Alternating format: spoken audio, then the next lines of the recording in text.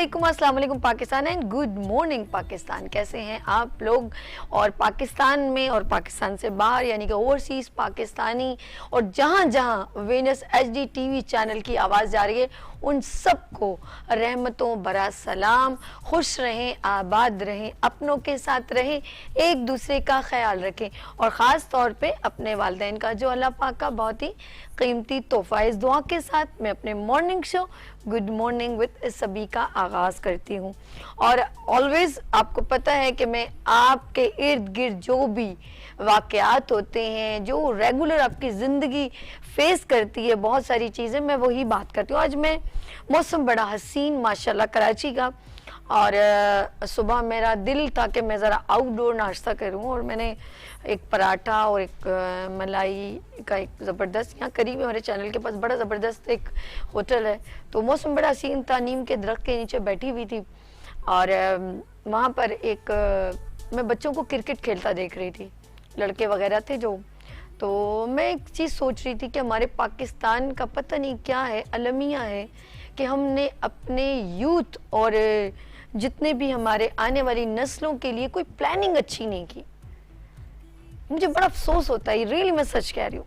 अगर मेरी बात में कोई सदाकत नहीं नज़र आती, सच्चाई नज़र नहीं आती, देन आप मुझे मेंशन कर दीजिएगा। कॉल लाइव है, कोई मसला नहीं, रिकॉर्डेड नहीं है, आप हमें कॉल करके बता सकते हैं कि मुझे अफसोस होता है कि आने वाली जनरेशन है, हमेशा हम अपने लिए सोचते हैं, हम दूसरों के लिए नहीं सोचते। हमारी ज़िंदगी एक छोटी 2.5 फुट की हमने मस्जिद बनाई ना अपनी, मेरा घर मेरे बच्चे, अच्छा खाओ अच्छा पियो, बस हमने ज़िंदगी यहीं तक 70-80 साल की जो सोची हुई है ना वो ही है, इसके अलावा हमने कुछ नहीं सोचा हुआ। लेकिन वो लोग ठीक है जो एक माँ बाप हैं वो अपने बच्चों के लिए अच्छा सोचते हैं, यही उनकी नेकी है और इसका जवाब उनकी तरबियत अल्लाह पाक को देना है। ऑफ कोर्स यही उनके लिए सबसे बड़ा एक ये कहूँगी कि एक वो है, उनको जो भी अल्लाह पाक ने एक मौका दिया है तो उनकी रिस्पॉन्सिबिलिटी है, सॉरी वर्ड्स है, उनका एक फ़र्ज़ है, वो पूरा कर रहे हैं और अच्छी तरबियत दे के तो इससे बढ़कर कोई भी वो नहीं है उनके हिसाब से। लेकिन अल्लाह पाक ने जिनको इक़्तिदार दिया है, सीट दी है, जिनको एक ऐसी डेजिग्नेशन दी है जिनके हल्का इबाब में बहुत सारे लोग वर्किंग कर रहे हैं, मेरी बात आप समझ रहे हो ना?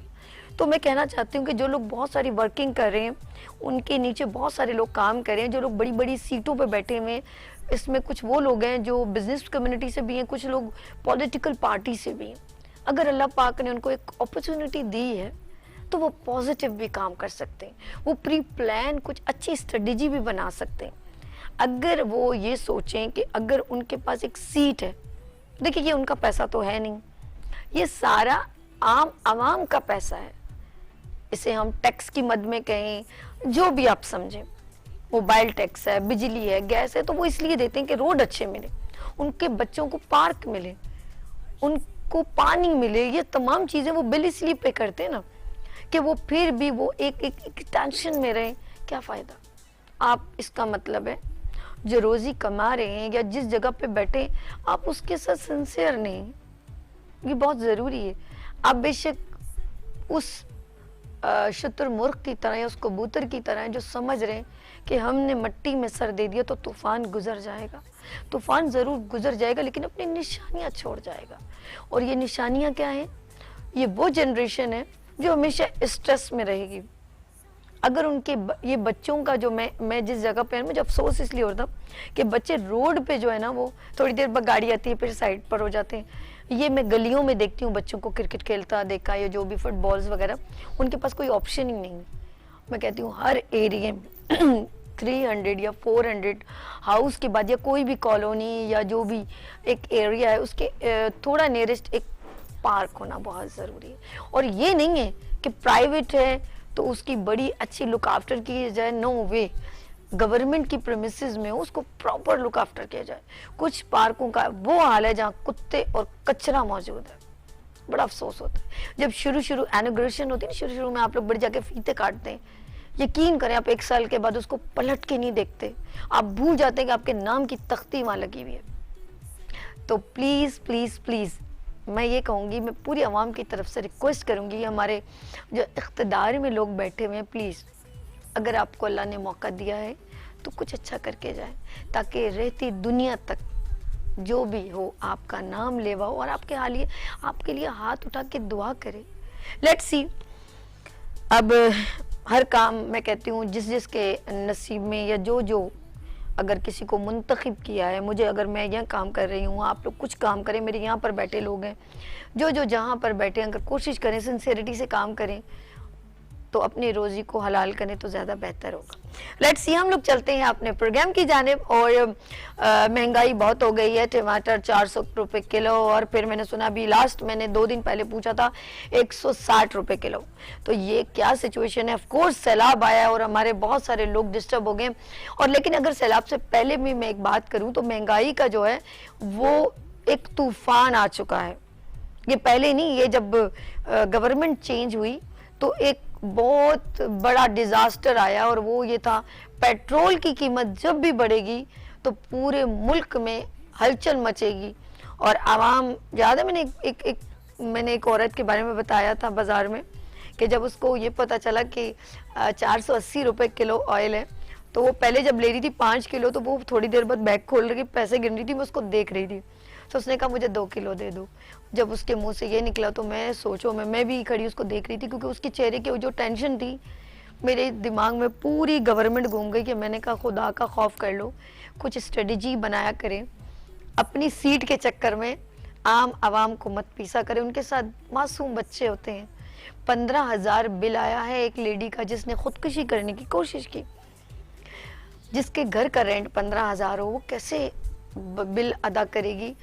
बहुत सारी ऐसी बातें हैं। ऑफ कोर्स जो लोग बिजनेस कम्युनिटी में होते हैं, और मैं हमेशा कहती हूँ कि पाकिस्तान की मईशत इकोनॉमिकल, मैं ये कहूँगी, जो भी बिजनेस डेवलप कर रहे होते हैं हमारे मुल्क के पिलर ऑफ पाकिस्तान है।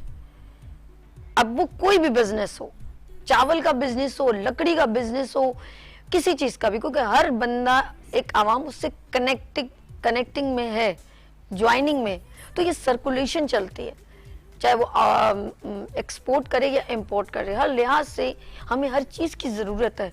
जिस पे मैं बैठी हूँ उसकी भी बहुत ज़रूरत है। एक कुर्सी, एक टेबल, एक सोफ़ा, घर की हर तमाम ज़रूरत है। ज़िंदगी, खाना पीना, ये ज़िंदगी की तमाम चीज़ों की नीड है। तो जितना भी बिजनेस कम्युनिटी, चाहे वो कपड़ा बना रहा है, बहुत सारी चीज़ें, एक रेंज है। तो पाकिस्तान के जितने बिजनेस कम्युनिटी के लोग हैं वो है तमाम पिलर ऑफ पाकिस्तान। और आज एक पर्सन यहाँ पर मौजूद हैं, और इट्स ऑनर टू मी, और माशाल्लाह कराची ताजिर ऑल कराची ताजिर एसोसिएशन के वो चेयरमैन हैं। तो अतीक मीर साहब यहाँ पर मौजूद है। अस्सलाम वालेकुम सर, कैसे हैं आप? ठीक है, अच्छा लगा आपने हमें ज्वाइन किया, और सुबह सुबह गुड मॉर्निंग विद सभी को आपने ज्वाइन किया। सर मैंने पूरा एक थोड़ा सा राउंड अबाउट में एक पाकिस्तान का एक थोड़ा सा एक आपको तस्वीर दिखाई, आप इसके बारे में क्या कहना चाहते हैं? देखिए, इस वक्त पाकिस्तान जिन मुश्किलात और मसाइल से दो चार है जी, अब सारा दिन भी उनका जिक्र करती रहें तो खत्म नहीं हो सकता। हाँ, हमारी गुफ्तगू में शामिल। मेरा ख्याल पाकिस्तान अपनी तारीख के ये बदतरीन दौर से गुजर रहा है, और कोई सदमा, कोई गम, कोई आजमाइश, कोई मुश्किल ऐसी नहीं है जो अल्लाह पाक ने जिससे हमें दो चार नहीं किया। यकीनन इसमें उसकी कोई हिकमत होगी, इसमें हमारी गलतियां होंगी, हमारी इज्तिमाई तौर पर ऐसी खामियां एक कौम की होंगी। जिस आपने भी हर परेशानी के पीछे हुक्मरानों को पुकारा, तो और हुक्मरान किसे पुकारे ये भी आप देख रहे हैं कि हम हुकूमत को पुकारते हैं कि हमारी मदद करें, बिजली की कीमतें कम करें, पेट्रोल सस्ता करें, खाने पीने की अशिया की कीमतें कम करें, लेकिन वो भी दरबदर हैं। कभी वो रशिया जाते हैं, कभी कहीं जाते हैं, और वो एक ही बात कहते हैं कि मैं मांगने नहीं आया। बहुत बिल्कुल ठीक, बिल्कुल सर, एब्सोल्युटली राइट। यानी हर मुल्क ये समझता है कि आया है तो कुछ मांगेगा, ये एक तशख़्ख़ुस है। अभी आपने अपने इंटरव्यू की इब्तिदा में नौजवानों की बात की। हमारी बात जो भी लोग सुन रहे होंगे, मैं उनसे एक बात कहता हूं कि अपने यूथ के सामने, अपने नौजवानों के सामने कभी मायूसी की बात ना करें, इसलिए कि हमें जो आगे लेके चलना है इन्हीं नौजवानों ने लेके चलना है। अगर हमने इन्हें मायूस कर दिया, क्योंकि वो हमसे इंस्पायर होते हैं, बिल्कुल माँ बाप अगर अपने बच्चों के सामने मायूसी की बात करें, हाँ हाँ बिल्कुल ठीक तो है, वो समझते हैं कि शायद आगे रास्ते बंद है। बंद हो गए हैं। जबकि अल्लामा इकबाल ने एक बात कही कि मोहब्बत मुझे उन जवानों से है सितारों पे जो डालते हैं कमन। बिल्कुल ठीक। तो ये सितारों पे कमन डालने वाले नौजवान होते हैं, पुरअज़्म होते हैं, जज्बे से सरशार होते हैं, बेशक। और इनके सामने एक विजन होता है, ये मुस्तकबिल का ख्वाब देखते हैं। हाँ, हमें इनको एनकरेज नहीं करना चाहिए, एनकरेज करना चाहिए, हौसले बढ़ाने लेकिन हम ज्यादातर ऐसी बातें करते हैं कि वो डिस्करेज होते हैं, और जिससे उनके मुस्तकबिल की जो उमंग है वो खाक होती है। उम्मीद है, सही तो बेशक इस वक्त हम पाकिस्तान के बहुत सारे मसाइल का जिक्र कर सकते हैं, और हमें ये सोचना है कि ये दूर कैसे होंगे, इस पे काबू कैसे पाया जाए। क्या बात है, जबरदस्त। एक बात मैं कहता हूँ, अगर मेरी बात को सुनने वाले बहुत गौर से सुने, मैं अपनी जिंदगी में जो कुरान पाक के अहकामात हैं, जो हिदायत हैं, जो उसवा हसना के मोती हैं, सुभान अल्लाह, कोशिश करता हूँ कि अपनी जिंदगी और अमल में सजाने की कोशिश करूँ। सुभान अल्लाह। मैंने पूरे कुरान में एक चीज जो अख्ज़ की जी जी, कि अल्लाह पाक ने इस कदर सख्त वईद जो सूद के बारे में जो नाजिल हुई, लोग नहीं समझते इसको। सही सही। देखिए, मैं एक मिसाल देने लगा हूँ यहाँ कि जैसे एक डॉक्टर के पास एक मरीज जाता है और वो उससे अपनी बहुत सारी तकलीफें बताता है कि मेरी नज़र धुंधला देखती है, मेरे सर में दर्द रहता है, मुझे चक्कर आते हैं, कदम लड़खड़ाते हैं, जोड़ों में दर्द होता है, बुखार नहीं टूटता। तो डॉक्टर उसकी तमाम तरह अलामात के बाद एक मरज प्रिस्क्रिप्शन, एक मरज उसके बारे में बताता है कि उसे बीमारी क्या है। वो एक मरज उस सारी तकलीफों का बाइस होता है। क्या बात है सर, आपने क्या जोड़ी है कसम खुदा। पाकिस्तान के सारे जो प्रॉब्लम्स हैं उसके पीछे एक गुनाह है, वो सूद है। जब तक ये सूदी मालियाती निजाम रहेगा, जब तक मुल्क सूदी कर्जों के तौक जब तक हमारे गले में मौजूद होगा, ये मुश्किलात खत्म नहीं। सर यहाँ लगी ये बात खुदा की कसम, ये वाकई में कि अल्लाह पाक बर्बाद कर देते बंदे को जो सूद लेता है, हकीकत उसकी बर्बादी शुरू हो जाती है, उससे कभी रास नहीं आता। और हमारा मुल्क तभी नहीं पनप रहा कि हम सूद जो है वो बस चढ़ाए जा रहे हैं। सभी आप इसकी मिसाल देखिए कि आप जिस तरह कुरान ने कहा कि सूद में हलाकत और सदक़े में खैर बरकत है, इसमें कोई शक। तो सूद, जिन लोगों ने सूद पर बहुत सारी इक़्साद पर अशिया लेते हैं जिसमें सूद शामिल होता है, उसकी एक 10,000 रुपए उसकी किस्त उनको देना भारी पड़ता है। सूद की अदायगी भारी है क्योंकि नौसत है, लानत है। बिल्कुल सही कहा, बिल्कुल सही कहा। लेकिन वही आप घर में बीसियां उसके खवातीन डालती हैं, मार्केटों में ताजिर 20-25 हज़ार की कमेटी है, वो फिर किसी न किसी तरह वो रकम वो जमा कर लेते हैं। लेकिन कितनी कारें आपने देखा होगा, एक वक्त में सिटी बैंक की स्कीम थी जिसमें वो बहुत लालच देते हैं और आप कार का मालिक आपको बनाने के लिए वो कार पहना देते हैं। वो 90% कारें जब्त हो गई, 90% कारें उनकी जब्त हो गई जो कि उसकी अदायगी नहीं कर पाए। तो इसलिए मैं ये बात कहता हूँ, मुझे सुनने वाले ये बात याद रखें, सूद के करीब ना जाएं। हाँ, सूद के करीब। सूद की रोटी बच्चों को ना खिलाएं, सूद का पैसा कारोबार में इस्तेमाल। अरे सर, पूरी आवाम को तो खिला रहे हैं और मांग भी हमसे रहे और हम मासूम लोगों को पता भी नहीं है। अब इसके लिए कोई प्रोटेस्ट तो करने से रहे। असल में हमारे जो गवर्नमेंट के लोग हैं, हुक्मरान हैं, सूद तो बेसिकली वो जाके लेते हैं, लेकिन वो पैसा जो कलेक्ट करते हैं वो हम सारी आवाम से कलेक्ट करते हैं। इसका सोल्यूशन तो कोई दे ही नहीं पा रहा ना। देखिए, कलेक्शन के दो ही रास्ते ना उनके पास भी, अब फंस तो गए हैं। ऑफ कोर्स, या तो सूद की अदायगी के लिए फिर उन्हीं लोगों से कर्ज ले, और या फिर अवाम से टैक्स ले। जिस आप बिजली के बिल को देखते हैं, पलट के देखें वो टैक्सों का बिल है, बिजली का अमाउंट तो कोने में लिखा हुआ है। यानी वो मौत का परवाना बन गया। आप अभी बिल्कुल बता रही हकीकत है खुदकुशी सर, बिल्कुल कोशिश की, बिल्कुल बिल्कुल बिल्कुल। कितने लोगों को गश पड़ गया, कितने लोगों को हार्ट अटैक हो गया। ये कैसा, यानी उसे खाने पीने में तो फिर सब्र आ जाता है। टमाटर 400 रुपए दीगर। सर हमारे दरमियान आपके लिए शायद कॉल है। हेलो अस्सलाम वालेकुम। हेलो बोला कि आप मतलब ये वो मैंने बोला आप जैसे गलत बदतमीजी। एक मिनट। हेलो अस्सलाम वालेकुम। हेलो तो किसी ने हेलो अस्सलाम वालेकुम। अस्सलाम वालेकुम। ये खुद से बात कर रहे थे? खुद से बात कर रहे थे क्या? अच्छा, मतलब वो समझे थी शायद कॉल लग गई है। It's okay. चलें जी, उनको दोबारा उनकी कॉल लगा लीजिएगा। वो बेचारे, वो असल में उन्हें पूरा सवाल खुद ही कर दिया और समझे कि शायद कॉल लग चुकी है। Let's see. अच्छा, इनका सवाल ले लीजिएगा शहजाद भाई, ठीक है? अच्छा, माशाल्लाह आपने मेरे इंट्रो को बड़े कॉन्सेंट्रेट होकर सुना, मुझे बड़ा अच्छा लगा और आपने हर बात को नोट किया। ये नोट वही लोग करते हैं जो दिल से आवाम की फीलिंग को या उनका एहसास करते हैं। और आपने ऐसा पॉइंट रेज किया है, मैं सच कह रही हूँ, हाईलाइट किया है कि वो शायद मैंने भी कभी, ऐसा हमारे लोगों का अवेयरनेस नहीं है, मैं सच बता रही हूँ। ये आज तक शायद मैं इतनी सच्चाई से अपने नाज़रीन से बात कर रही हूँ कि रियली मुझे भी नहीं इस चीज़ को कभी पॉइंटेड करने को मौका मिला कि मैं भी कहूँ कि यार हम लोगों को आप लोग सूद, यानी कि अल्लाह माफ़ करे, अल्लाह हमें हराम, हम कहते हैं, हम बार बार कहते हैं कि बच्चों को हलाल खिलाओ, तो पूरी आवाम को आप हराम पे लगा रहे हैं। आप मुझे रियली मैं सच कह रही हूँ। मैं अपने नाजरीन को एक बात क्योंकि मैं हमेशा आसान तरीके से बात करता हूं, मैं वही समझ रही हूँ सर, बहुत अच्छी आदाद और शुमार के चक्कर में लोग नहीं पड़ते, ना उनकी समझ में आता है।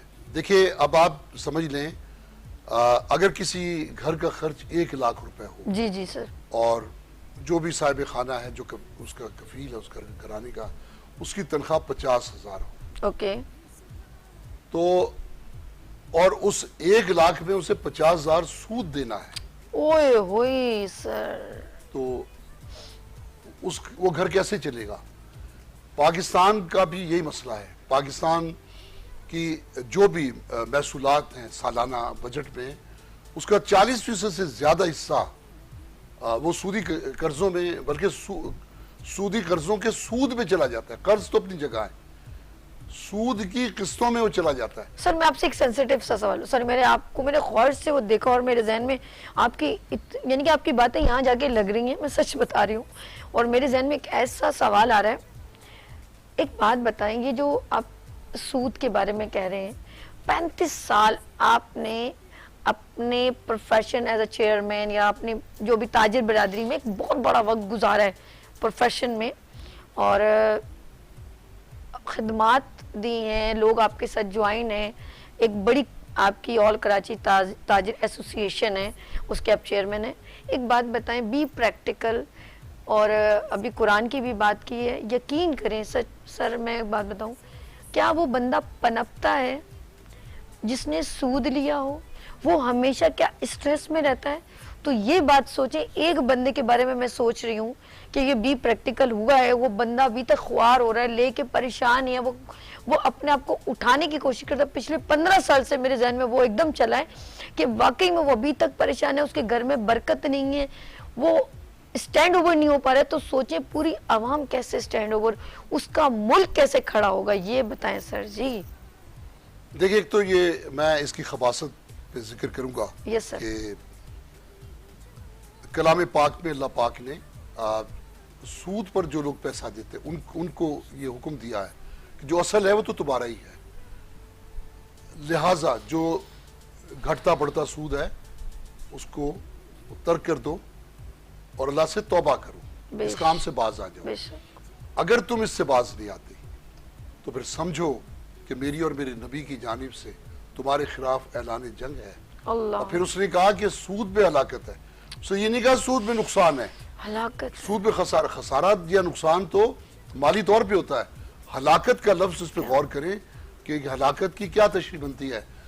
अब फिर जो शख्स इसी हालत में तौबा नहीं करता, सूद ही की इल्लत की बीमारी में या इस गुनाह में वो मर जाता है, तो जब वो कब्र से उठेगा, ये मैं नहीं कह रहा, ये कुरान की बात कर रहा हूँ, कि जब वो कब्र से उठेगा तो चूंकि सूदखोर की जिंदगी एक बावले की जिंदगी है, एक ऐसी जिंदगी जिसमें वो इस पैसे के उसूल के लिए पागलों की तरह दर दर जाता है कि तुम्हारी तरफ इतने पैसे निकलते हैं वो दे दो, लड़ता है लोगों से। जिस तरह IMF पाकिस्तान को और अपने उन ममालिक को जिन्होंने सूद पे कर्जे लिए हैं उनका हशर IMF ने किया हुआ है, इस तरह वो सूदखोर लोगों को परेशान करता है। अगर तौबा किए बगैर वो मर गया तो बारोज़े हशर जब कब्र से मुर्दे उठेंगे तो सूदखोर की एक अलग पहचान होगी। वो कब्र से निकलकर सरपट दौड़ रहा होगा वैश्यों की तरह, दीवानों की तरह, जैसे किसी को जिन छू कर खपती कर दे। जैसे आपको ये कहा जाए फना दरख्त के नीचे साया है, फना दरख्त पे साया है, और आप वहां जाएं और हल्की सी सरसराहट से आप चीखें मारती हुई वहां से दौड़े, तो इस तरह की शक्ल सूदखोर के बारे में कुरान ने बताई है।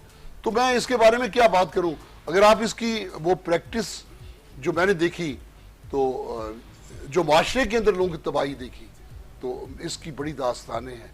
मैंने इस पर जितना भी लिख सकता था मैंने लिखा, और मैंने कहा इसमें खुशहाली का लफ्ज उस वक्त आता है जब एक बंदा बिल्कुल बेहया हो जाता है। तो यूरोप में देखें, घर घर सूद पे चलता है और हर दर पे बेहयाई का डेरा है। तो इसलिए बचे, सूद से बचे। यूं तो हर गुनाह बुरा है, लेकिन सूद के मामला से जितना हो सके अब इससे बचना है। मुश्किलात आती हैं, लोग क्रेडिट कार्ड से पैसे ले लेते हैं जिसमें लालच दिया जाता है कि इतने दिन तक आप पर कोई सूद नहीं होगा, 45 दिन में, 50 दिन में, 60 दिन में अगर ये पैसे आप वापस कर दें। तो देखें, क्रेडिट कार्ड से वो बंदा पैसे लेता है जिसके पास पैसे नहीं होते, जो मजबूर होता है। अब आप लालच में उस ऑफर को आप अवेल करती हैं और आप 1 लाख रुपए फर्ज कीजिए बैंक से निकलवा के घर की कोई सहूलत आपने हासिल कर ली, उसके बाद आप अदायगी नहीं कर पाती। आपको सुन के हैरत होगी कि 1 लाख रुपए 5 लाख तक पहुंच जाता है। उसका जो कंपाउंड इंटरेस्ट है उस सतह पर कि वो घर बेचकर भी उसके लिए अदायगी मुश्किल हो जाती है। तो ऐसे मैंने केसेस देखे, चलता हुआ कारोबार, मार्केट में कोई राज करता था, सूद पे उससे पैसे ले लिए, बर्बाद हो गया, अब मुलाजिम दर बदर है, जगह जगह मुलाजमत करता है। ऐसे कितने वाकयात हैं। तो मैं समझता हूँ कि आज के आपके इस प्रोग्राम में मैंने तो अपना एक फरीज़ा ये अदा किया, मैंने 10,000 इसमें मैं अखबारात में कॉलम भी लिखता था उस वक्त, तो मैंने कॉलम भी लिखे, एक किताबचा लिखा, लोगों को समझाया कि क्या क्या सूदखोर माशरे में क्या क्या खराबियाँ हैं, और बहुत सारे लोग बाज भी आए उससे। तो मैं इस वक्त समझता हूँ आपके इस प्रोग्राम में अगर नाज़रीन में 10% लोग भी हमारी बात समझ जाएं और सारी ज़िंदगी सूद के मामलात से अपने आप को अलग कर लें, तो हमारे इस प्रोग्राम का एक बहुत बड़ा दर्जा हो जाए। सर एक बात मैं नाज़रीन आपको बताना चाहती हूँ, आई एम सो हैप्पी कि सर इस वक्त अतीक मीर साहब ऑल कराची ताजिर इत्तेहाद के चेयरमैन मौजूद हैं। ऑल कराची ताजिर इत्तेहाद के चेयरमैन अतीक मीर साहब हैं, और मैं इनसे एक और सवाल करने वाली। ये तो चले हमने ये वो आपको स्क्रीन दिखाई जिसमें हम पॉइंटेड कर रहे हैं कि ये गलत है, अब इसको सही कैसे किया जाए, इसका सलूशन या इसका कोई भी ऐसा हमारे पास सलूशन हो कि हम इस मसले का हल कैसे कर सकते हैं, हमारे पास क्या क्या ऑप्शंस है। मैं सर के पास चलती हूँ। जी अतीक मीर साहब, ये बताइए कि हम इसको, हमारे पास क्या क्या ऐसे ऑप्शंस हैं कि हम इसको सॉल्व कर सकते हैं। हमारे दरमियान एक कॉलर है, बात कर लेते हैं। हेलो, अस्सलाम वालेकुम। वालेकुम सलाम, कैसी हैं सभी आप? अरे वाह या भाई, कैसे हो आप? ठीक हो? अस्सलाम वालेकुम। आपने जिन शख्सियत को बुलाया है वो तो वेरी मेरे पसंदीदा और हमें रिप्रेजेंट करते हैं, क्योंकि मैं खुद कारोबारी आदमी हूँ। अच्छा। अतीक मीर साहब, पहले तो आपको बहुत सलाम हो, लेकिन आप ये बताएं अतीक मीर साहब कि हमारी नक्कार खाने में तोती की आवाज कौन सुनेगा? बिलीव करें, मैं तो खुद कार डीलर, आपको पता है अभी पिछले दिनों कई कार डीलरों को कत्ल कर दिया गया। अभी हमारे कार डीलर को उन्होंने वो 9 लाख ला रहा था, उसको लाके बेचारे को, बच्चे को मार दिया। इससे पहले कई वाकयात हो चुके हैं और शायद ट्रेडर्स के साथ और हर एक के साथ हो रहा है। मैं खुद भी कई दफा लुट चुका हूं, लेकिन बाखुदा यकीन करें कोई पुरसाने हाल नहीं है। आपको तो पता है, आप तो कई दफा लोगों को बावर करा चुके हैं, भाई कराची इतने टैक्सेस दे रहा है, सब कुछ दे रहा है, मुझे सवाल आपसे ये करना है, जो हम इस पर तवज्जो नहीं दे पा रहे, वो ये है कि लॉ इन्फोर्समेंट एजेंसियां इतनी कराची में काम कर रही हैं। आई थिंक मेरे साथ रेंजर्स है, पुलिस है, और पता नहीं नई नई फोर्सें भी बना रहे हैं, लेकिन उसके असरात क्यों नहीं आ रहे कि जो काली बेड़े पुलिस के अंदर है वो ही इन्वॉल्व होती है इन सब कामों में। जब तक उनको आप नहीं निकालेंगे, उनके साथ उनको आप पॉइंट आउट नहीं करेंगे, तो कैसे होगा? दूसरा सवाल ये है कि मैं, जैसे कई मार्केटें हैं, बहुत बड़ी बड़ी मार्केटें हैं, आई थिंक मेरे साथ आपको पता है, हमारी ऑटोमोबाइल की, इलेक्ट्रॉनिक्स के, सबके हैं, लेकिन उनके पास अपना भी कोई मजबूत सिक्योरिटी सिस्टम नहीं है। तो मैं तो नहीं एक्सपेक्ट करता कि गवर्नमेंट हमारे साथ हमें कोई ज्यादा प्रोटेक्शन दे। आपके ख्याल में कोई प्लान है अतीक मीर साहब कि हम अपनी सिक्योरिटी खुद थोड़ी बहुत जो भी कर सकते हैं वो करें? लेकिन ऑन द होल बड़ा मुश्किल है, जब तक गवर्नमेंट हमें प्रोटेक्शन नहीं देगी हम नहीं कर सकते।